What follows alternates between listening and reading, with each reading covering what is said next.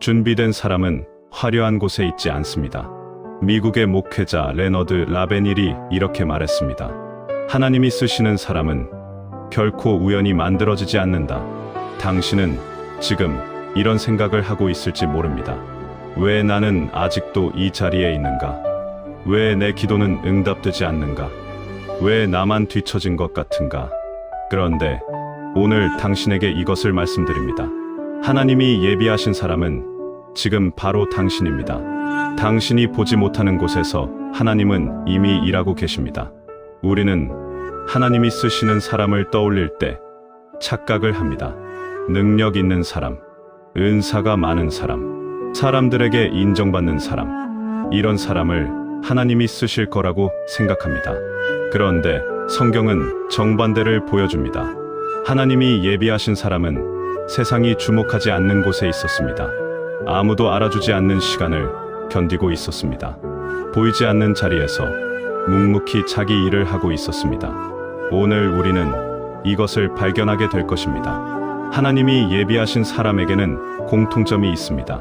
그 공통점은 화려하지 않습니다.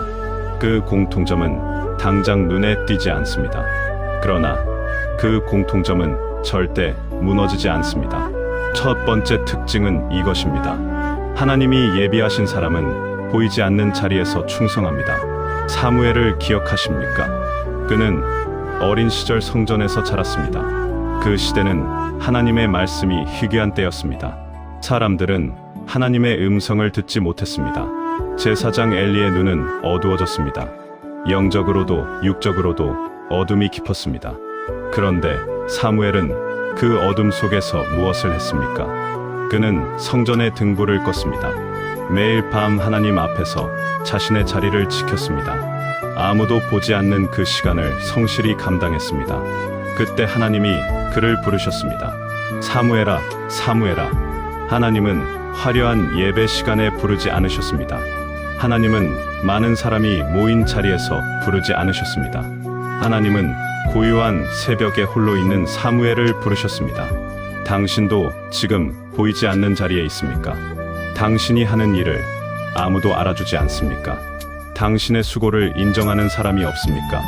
그것이 바로 하나님이 당신을 예비하시는 시간입니다. 한 청년이 있었습니다. 그는 교회 새벽 기도에 5년째 나가고 있었습니다. 처음엔 기대가 컸습니다. 하나님이 큰일을 맡기실 거라고 생각했습니다. 그런데 1년이 지나도 아무 일도 일어나지 않았습니다. 2년이 지나도 달라진 것이 없었습니다. 3년째 되던 해 그는 지쳤습니다.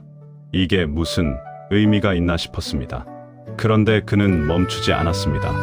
보이지 않아도 계속했습니다. 인정받지 못해도 계속했습니다. 5년째 되던 어느 날 그에게 기회가 왔습니다. 교회에서 청년부 리더를 세워야 했습니다. 목사님은 그 청년을 불렀습니다. 이유는 단순했습니다. 당신은 아무도 보지 않을 때도 변하지 않았습니다. 당신은 인정받지 못해도 충성했습니다. 하나님이 예비하신 사람은 이렇습니다. 보이는 자리에서만 충성하지 않습니다. 보이지 않는 자리에서 더 충성합니다. 사람이 알아줄 때만 최선을 다하지 않습니다. 아무도 모를 때도 최선을 다합니다. 왜 그렇습니까? 하나님이 보고 계시기 때문입니다. 하나님은 숨겨진 것을 보시는 분입니다. 하나님은 감춰진 수고를 기억하시는 분입니다. 그리고 때가 되면 드러내시는 분입니다. 두 번째 특징은 이것입니다. 하나님이 예비하신 사람은 불평하지 않습니다. 사무엘은 제사장의 아들이 아니었습니다. 그는 레위 지파도 아니었습니다. 성전에서 섬길 자격이 애매한 위치였습니다. 그런데 그는 한 번도 불평하지 않았습니다. 왜 저는 제사장이 될 수 없습니까? 왜 저는 다른 아이들처럼 부모님과 살 수 없습니까? 이런 질문을 하지 않았습니다. 그는 자신에게 주어진 자리를 받아들였습니다. 그 자리에서 최선을 다했습니다. 그 자리에서 하나님을 만났습니다. 불평은 믿음을 막는 가장 큰 장애물입니다. 불평은 하나님의 계획을 보지 못하게 만듭니다. 불평은 감사를 삼켜버립니다. 당신은 지금 무엇을 불평하고 있습니까? 왜 내 형편은 이 모양인가? 왜 나만 이렇게 힘든가? 왜 다른 사람들은 다 잘 되는 것 같은가? 그 불평이 당신의 눈을 가리고 있습니다. 하나님이 지금 하고 계신 일을 보지 못하게 합니다. 성경은 이렇게 말합니다. 범사에 감사하라. 이것이 그리스도 예수 안에서 너희를 향하신 하나님의 뜻이니라. 범사에 감사하라는 말은 모든 일이 좋다는 뜻이 아닙니다.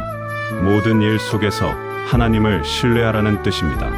하나님이 예비하신 사람은 이것을 압니다. 지금 내가 보는 것이 전부가 아니다. 지금 내가 느끼는 것이 전부가 아니다. 하나님은 내가 보지 못하는 것을 보고 계신다. 하나님은 내가 모르는 것을 알고 계신다. 그래서 불평 대신 감사를 선택합니다. 원망 대신 신뢰를 선택합니다. 한 자매가 있었습니다.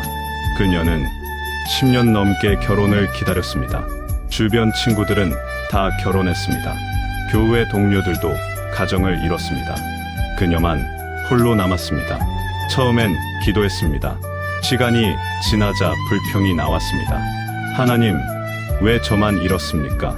하나님 언제까지 기다려야 합니까? 그러던 어느 날 그녀는 깨달았습니다. 나는 지금 하나님께 불평하고 있구나. 하나님을 원망하고 있구나. 그날부터 그녀는 기도를 바꿨습니다. 하나님, 제 때를 기다리겠습니다. 하나님이 예비하신 사람을 기다리겠습니다. 그 고백 이후 1년 뒤 그녀는 만났습니다. 하나님이 예비하신 사람을 만났습니다. 그녀는 고백했습니다. 10년을 기다린 이유를 이제 압니다. 하나님은 제가 준비될 때까지 기다리셨습니다. 하나님은 그 사람이 준비될 때까지 기다리셨습니다. 불평은 하나님의 타이밍을 방해하지 못합니다. 불평은 단지 당신의 마음만 피곤하게 만듭니다. 하나님이 예비하신 사람은 불평을 내려놓습니다. 그리고 하나님의 타이밍을 신뢰합니다. 세 번째 특징은 이것입니다. 하나님이 예비하신 사람은 작은 것에 신실합니다. 사무엘은 거창한 일을 하지 않았습니다. 그는 성전 문을 열고 닫았습니다. 등불을 관리했습니다. 제사장을 도왔습니다. 누구나 할 수 있는 일이었습니다. 특별할 것 없는 일이었습니다. 그런데 사무엘은 그 일을 귀하게 여겼습니다. 작다고 무시하지 않았습니다. 쉽다고 대충하지 않았습니다. 그 작은 일에 최선을 다했습니다. 하나님은 그 신실함을 보셨습니다. 그리고 그에게 큰 일을 맡기셨습니다. 이스라엘의 마지막 사사가 되게 하셨습니다. 이스라엘의 첫 번째 선지자가 되게 하셨습니다. 왕을 세우는 자가 되게 하셨습니다. 우리는 착각합니다. 큰 일을 해야 하나님이 쓰신다고 생각합니다. 특별한 일을 해야 인정받는다고 생각합니다. 그런데 하나님의 원리는 다릅니다. 작은 일에 충성된 자에게 큰 일을 맡기십니다. 적은 것에 신실한 자에게 많은 것을 맡기십니다. 예수님은 이렇게 말씀하셨습니다. 지극히 작은 것에 충성된 자는 큰 것에도 충성되고 지극히 작은 것에 불의한 자는 큰 것에도 불의하니라. 당신은 지금 어떤 일을 하고 있습니까? 그 일이 작아 보입니까? 그 일이 보잘것없어 보입니까?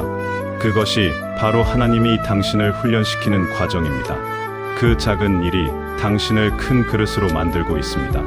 한 성도가 교회 화장실 청소를 맡았습니다. 10년을 그 일을 했습니다. 사람들은 물었습니다. 왜 그 일을 그렇게 오래 하느냐? 다른 봉사를 하면 되지 않느냐? 그는 대답했습니다. 이 일이 제게 주신 하나님의 자리입니다. 이 일을 통해 저는 섬김을 배웁니다. 이 일을 통해 저는 낮아짐을 배웁니다. 그가 화장실을 청소할 때 기도했습니다. 하나님, 이 공간을 사용하는 모든 분들을 축복하소서. 하나님, 이곳이 편안한 쉼터가 되게 하소서. 어느 날 담임 목사님이 그를 불렀습니다. 당신의 섬김을 보았습니다. 당신의 신실함을 보았습니다. 이제 집사로 세우겠습니다. 그는 눈물을 흘렸습니다. 하나님은 정말 작은 것도 보고 계셨구나. 하나님은 정말 숨은 일도 기억하고 계셨구나. 하나님이 예비하신 사람은 작은 일을 무시하지 않습니다. 하나님이 예비하신 사람은 숨은 일을 귀하게 여깁니다. 왜냐하면 그것이 하나님이 보시는 것이기 때문입니다. 네 번째 특징은 이것입니다. 하나님이 예비하신 사람은 기다릴 줄 압니다. 사무엘은 하룻밤 사이에 선지자가 되지 않았습니다. 그는 어린 시절부터 성전에서 자랐습니다. 긴 시간 동안 준비되었습니다. 보이지 않는 세월 동안 훈련받았습니다. 그 기다림의 시간이 그를 만들었습니다. 우리는 빠른 것을 좋아합니다. 즉각적인 결과를 원합니다. 당장 눈에 보이는 변화를 기대합니다. 그런데 하나님의 방식은 다릅니다. 하나님은 급하게 서두르지 않으십니다. 하나님은 천천히 그러나 확실하게 일하십니다. 왜냐하면 하나님은 결과만 보시는 것이 아니기 때문입니다. 하나님은 과정을 통해 우리를 빚으십니다. 기다림의 시간이 우리를 성숙하게 만듭니다. 훈련의 시간이 우리를 견고하게 만듭니다. 당신은 지금 무엇을 기다리고 있습니까? 응답을 기다리고 있습니까? 회복을 기다리고 있습니까? 돌파를 기다리고 있습니까? 그 기다림이 헛되지 않습니다. 하나님은 그 시간 동안 당신을 예비하고 계십니다. 성경은 이렇게 말합니다. 기다리는 자에게는 복이 있나니 하나님을 앙망하는 자는 새 힘을 얻으리니 그들은 독수리 같이 날개 치며 올라갈 것이요 다른 박질하여도 곤비하지 아니하겠고 걸어가도 피곤하지 아니하리로다. 기다림은 시간 낭비가 아닙니다. 기다림은 하나님이 일하시는 과정입니다. 당신이 보지 못하는 곳에서 하나님은 움직이고 계십니다. 당신이 느끼지 못하는 순간에도 하나님은 역사하고 계십니다. 이제 당신에게 질문합니다. 당신은 하나님이 예비하신 사람입니까? 당신은 그렇게 보이지 않을 수 있습니다. 당신은 그렇게 느껴지지 않을 수 있습니다. 그러나 이것을 기억하십시오. 하나님이 예비하신 사람은 세상이 정한 기준으로 만들어지지 않습니다. 하나님이 예비하신 사람은 하나님의 방식으로 준비됩니다. 보이지 않는 자리에서 충성하고 있습니까? 당신은 예비되고 있습니다. 불평 대신 감사를 선택하고 있습니까? 당신은 예비되고 있습니다. 작은 것에 신실하게 반응하고 있습니까? 당신은 예비되고 있습니다. 하나님의 때를 기다리고 있습니까? 당신은 예비되고 있습니다. 여기서 잠깐 멈추고 생각해 봅시다. 당신이 지금 있는 자리는 우연이 아닙니다. 당신이 지금 겪고 있는 과정은 의미 없는 시간이 아닙니다. 하나님은 그 모든 것을 통해 당신을 빚고 계십니다. 다섯 번째 특징은 이것입니다. 하나님이 예비하신 사람은 하나님의 음성을 듣습니다. 사무엘이 하나님의 음성을 처음 들었을 때 그는 알지 못했습니다. 3번이나 엘리에게 달려갔습니다. 그러나 엘리가 깨달았습니다. 이것은 하나님이 부르시는 것이라고. 그리고 사무엘에게 가르쳤습니다. 하나님이 다시 부르시거든 이렇게 대답하라. 여호와여 말씀하옵소서. 주의 종이 듣겠나이다. 사무엘은 그렇게 했습니다.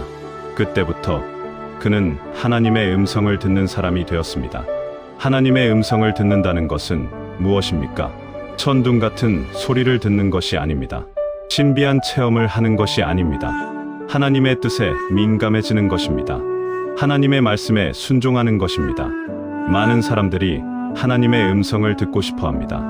그런데 정작 하나님의 말씀은 읽지 않습니다. 많은 사람들이 하나님의 인도하심을 구합니다.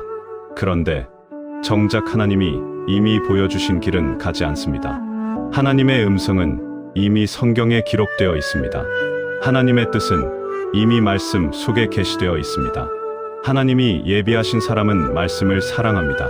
하나님이 예비하신 사람은 말씀에 순종합니다. 왜냐하면 그것이 하나님의 음성이기 때문입니다. 당신은 매일 말씀을 읽고 있습니까? 당신은 말씀대로 살려고 애쓰고 있습니까? 그것이 바로 하나님의 음성을 듣는 훈련입니다. 여섯 번째 특징은 이것입니다. 하나님이 예비하신 사람은 자기를 낮춥니다. 사무엘이 이스라엘의 위대한 지도자가 되었을 때도 그는 교만하지 않았습니다. 사람들이 그를 높였을 때도 그는 자신을 낮췄습니다. 왜냐하면 그는 알았기 때문입니다. 이 모든 것이 하나님의 은혜라는 것을, 내가 한 것이 아니라 하나님이 하신 것임을. 교만은 하나님이 가장 싫어하시는 것입니다. 교만은 은혜를 막는 가장 큰 장애물입니다. 성경은 말합니다. 하나님은 교만한 자를 물리치시고 겸손한 자에게 은혜를 주신다. 당신 안에 교만이 자라고 있습니까? 내가 이만큼 했다는 생각, 내가 이 정도는 된다는 생각, 남보다 낫다는 생각, 그 교만을 내려놓으십시오. 하나님은 겸손한 자를 높이십니다. 하나님은 낮아진 자를 세우십니다. 7번째 특징은 이것입니다. 하나님이 예비하신 사람은 끝까지 신실합니다. 사무엘의 삶을 보십시오. 그는 처음부터 끝까지 변하지 않았습니다. 젊었을 때나 늙었을 때나 똑같았습니다. 사람들이 알아줄 때나 알아주지 않을 때나 똑같았습니다. 그는 죽는 날까지 하나님께 충성했습니다. 이스라엘을 위해 기도했습니다. 많은 사람들이 처음에는 열심입니다. 시작할 때는 불타오릅니다. 그런데 시간이 지나면 식어버립니다. 환경이 바뀌면 변해버립니다. 하나님이 예비하신 사람은 다릅니다. 처음 사랑을 끝까지 지킵니다. 처음 헌신을 끝까지 유지합니다. 왜냐하면 하나님은 변하지 않으시기 때문입니다. 하나님의 신실하심이 우리를 붙들고 있기 때문입니다. 당신은 지금 지쳐 있습니까? 당신은 포기하고 싶습니까? 조금만 더 가십시오. 끝까지 가십시오. 하나님은 끝까지 가는 자에게 상을 주십니다. 하나님은 마지막까지 신실한 자를 기억하십니다. 지금까지 우리는 7가지 특징을 보았습니다. 보이지 않는 자리에서 충성하는 것, 불평하지 않는 것, 작은 것에 신실한 것, 기다릴 줄 아는 것, 하나님의 음성을 듣는 것, 자기를 낮추는 것, 끝까지 신실한 것. 이것이 하나님이 예비하신 사람의 특징입니다. 그런데 여기서 가장 중요한 것이 있습니다. 이 모든 것은 당신의 능력으로 되는 것이 아닙니다. 이 모든 것은 하나님의 은혜로 되는 것입니다. 당신이 할 수 있는 것은 단 하나입니다. 하나님께 자신을 드리는 것입니다. 하나님, 저를 사용하십시오. 하나님, 저를 빚어주십시오. 하나님, 제가 당신의 그릇이 되게 하십시오. 이 고백이 당신을 변화시킵니다. 이 고백이 당신을 예비된 자로 만듭니다. 마지막으로 이것을 기억하십시오. 하나님이 예비하신 사람은 지금 바로 당신입니다. 하나님은 당신을 포기하지 않으셨습니다. 하나님은 당신을 보고 계십니다. 하나님은 당신의 수고를 아십니다. 하나님은 당신의 눈물을 기억하십니다. 그리고 때가 되면 하나님은 당신을 세우실 것입니다. 하나님은 당신을 들어 쓰실 것입니다. 지금 이 순간 하나님 앞에 나아가십시오. 당신의 마음을 열고 하나님께 고백하십시오. 함께 기도하겠습니다. 하나님, 저를 예비하소서. 제가 보이지 않는 자리에서도 충성하게 하소서. 제가 불평 대신 감사를 선택하게 하소서. 제가 작은 일에도 신실하게 하소서. 제가 하나님의 때를 기다릴 줄 알게 하소서. 제가 하나님의 음성을 듣는 자가 되게 하소서. 제가 교만하지 않고 겸손하게 하소서. 제가 끝까지 신실하게 하소서. 하나님, 이 모든 것이 제 힘으로 되지 않음을 압니다. 하나님의 은혜가 필요합니다. 저를 붙들어 주소서. 저를 일으켜 세워 주소서. 저를 하나님이 쓰시는 사람으로 만들어 주소서. 예수님의 이름으로 기도합니다. 아멘. 하나님이 예비하신 사람은 화려하지 않습니다. 하나님이 예비하신 사람은 조용히 준비됩니다. 그러나 때가 되면 하나님이 그를 드러내십니다. 하나님이 그를 높이십니다. 당신이 바로 그 사람입니다. 하나님은 지금도 당신을 예비하고 계십니다. 이 메시지가 당신에게 힘이 되었다면 한 사람에게 나눠 주십시오.